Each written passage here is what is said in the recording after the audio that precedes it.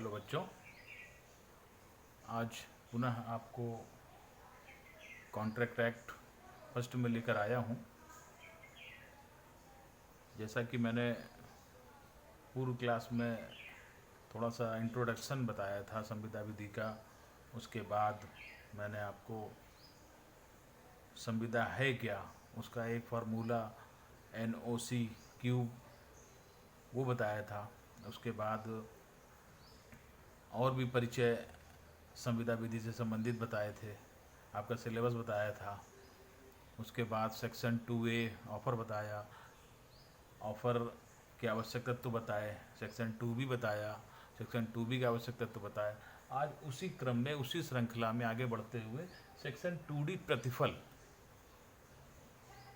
ये ध्यान दें कि जो मैं प्रस्ताव बता रहा हूँ, स्वीकृत बता रहा हूँ, आगे करार बताऊँगा, आज प्रतिफल बता रहा हूँ, ये सब स्टेप बाय स्टेप जब आप पढ़ लेंगे, समझ जाएंगे, सारी बेसिक कॉन्सेप्ट, जो बेसिक सामान्य सिद्धांत है संविदा का, ये जैसे प्रस्ताव हो गया, स्वीकृति हो गई, करार हो गया, प्रतिफल हो गया, और भी बहुत सारी चीज़ें जो सेक्शन 1 से लेकर सेक्शन 75 तक आपको पढ़ना है, तब आप समझ जाएंगे कि संविदा है क्या।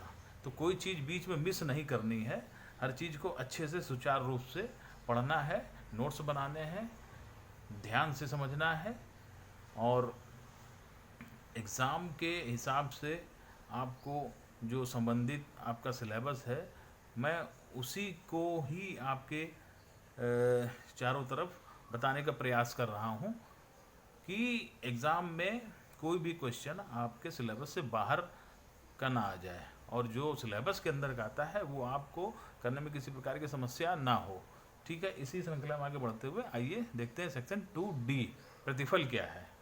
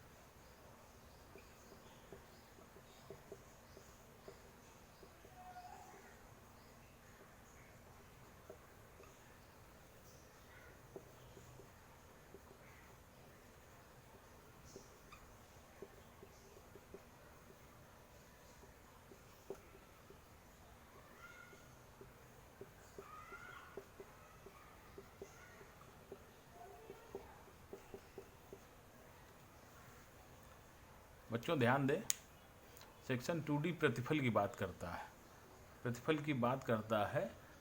थोड़ा सा अधिनियम के अनुसार आपको पढ़ने में जो भी डेफिनीशन है थोड़ा टफ लगेगी, लेकिन है बहुत आसान। वो मैं आपको बताने जा रहा हूँ। जहाँ कोई प्रतिज्ञा करता, सबसे पहले आ जाइए ए बी, ये हैं प्रस्तावक, ये हैं स्वीकृतकर्ता, स्वीकृतकर्ता। इनको तो आप भली बात जान ही रहे हैं। जब इन्होंने अपना प्रस्ताव इनको किया, ठीक, इन्होंने अपना प्रस्ताव इनको दिया, प्रस्ताव के एवज में इन्होंने स्वीकृति प्रदान कर दी इनको, ठीक है। तो इन दोनों के मध्य क्या हो गई? प्रतिज्ञा।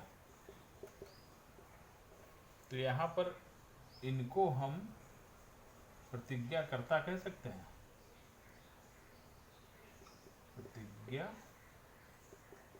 कर्ता। इनको हम प्रतिज्ञा ग्रहीता बुला सकते हैं, प्रतिज्ञा ग्रहीता। यानी इनका नाम क्यों बदल रहा है, इनका नामकरण क्यों हो रहा है नया? क्योंकि अभी तक तो प्रस्तावक थे, केवल प्रस्ताव भेज रहे थे। अब इनके वो प्रस्ताव जब स्वीकार हो गया, तब इनके उनके मध्य एक रिश्ता कायम हो गया। उस रिश्ते का नाम क्या है? प्रतिज्ञा। आपस में प्रतिज्ञा हो गई। अब इनको हम प्रतिज्ञाकर्ता कहेंगे, इनको प्रतिज्ञा ग्रहीता। तो यहाँ पर सिर्फ वही बात लिखी, जहाँ कोई प्रतिज्ञाकर्ता की इच्छा पर प्रतिज्ञा ग्रहीता अथवा किसी अन्य व्यक्ति ने कोई कार्य किया है, इनके कहने में इसने ये कार्य किया है, अथवा किसी कार्य को किए जाने से विरत रहा है। यानी यहाँ पर दोनों चीज़ों में संविदाएं होती हैं, या तो हमारे कहने में कोई कार्य करो, या हमारे कहने पे ही उस कार्य से दूर रहो। दोनों बात की संविदा हो गई। अथवा कोई कार्य करता है या विरत रहता है, अथवा किसी कार्य को करने की प्रतिज्ञा करता है, अथवा ऐसा कार्य या विरत प्रतिज्ञा करता है के लिए मूल प्रतिज्ञा के लिए प्रतिफल होगा। तो इतनी बात आप समझ जाइए। और यहाँ पर क्या है कि जब ये तो जानी के प्रस्ताव और स्वीकार हो गया, प्रतिज्ञा हो गई इन लोगों के बीच, तो जनरल सी बात है। इसका सामान्य भाषा में बता देंगे, जल्दी आप समझ जाओगे। सामान्य भाषा में इसका अर्थ है कि मैं किसी शॉप में, दुकान में कपड़े लेने जाता हूँ, दुकान वाले से ऑफ़र करता हूँ ये ट्राउज़र, ये टी शर्ट चाहिए मुझको। सामने वाला व्यक्ति और मेरी बात सुनता है, यदि उसके बजट में आ रहा है और वो देने में हमको सक्षम है, तो हमारे उसके बीच संविदा हो गई। संविदा हो गई, लेकिन वो कपड़े हमको तभी देगा जब मैं उसका मूल्य चुका दूंगा। तो जो भी मूल्य चुकाया जाएगा कहीं भी, किसी भी प्रकार की ए टू जेड किसी भी संविदाओं में, वो प्रतिफल कहा जाएगा। तो इसका एक वो भी है, प्रतिफल सदैव धन संबंधी होना चाहिए।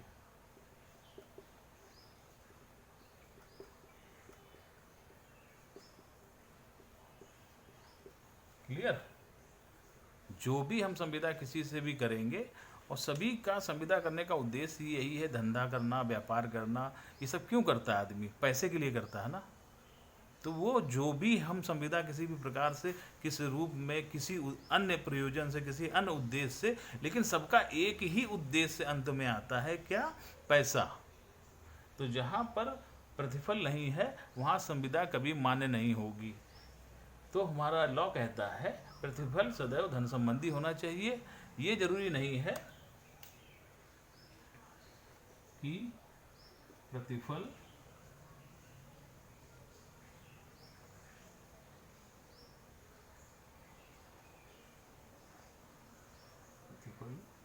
का कुछ ना कुछ, प्रतिफल का कुछ न कुछ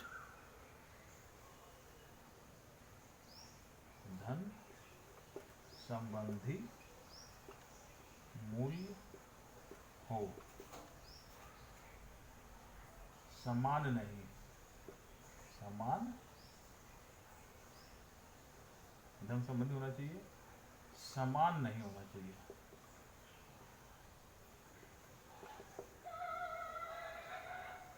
यानी यहाँ पर ये बताया गया है कि किसी से भी आप आंख बंद करके संविदाएं करिए लॉ के अकॉर्डिंग, ठीक।